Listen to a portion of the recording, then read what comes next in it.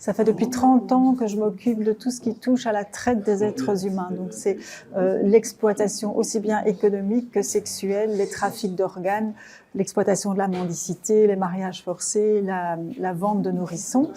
Et nous avons eu un projet il y a environ 7-8 ans en Europe, en Afrique occidentale, au Bénin, au Sénégal, en Côte d'Ivoire, et dans le cadre duquel, donc, de prévention à la traite du football, donc la traite de jeunes joueurs africains qui sont victimes de leur rêve de devenir un grand joueur de football en Europe et qui tombent dans le piège de trafiquants qui leur font miroiter des promesses qu'ils ne tiendront jamais et donc qui se retrouvent exploités en Europe.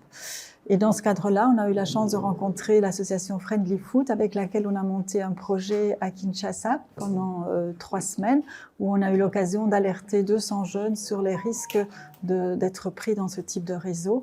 Et là, nous avons un projet que nous aimerions mettre en place prochainement en RDC pour sensibiliser les jeunes étudiants donc dans les écoles secondaires à la réalité de la traite des êtres humains, donc dans tous les secteurs que je vous ai cités, mais également à la réalité des violences sexuelles qui sont un problème majeur aussi bien en Belgique, en Europe qu'en Afrique, et pour lequel nous avons une expertise. Donc nous formons des intervenants, des acteurs sociaux sur place. On a des manuels de formation pour les élèves, pour les enseignants.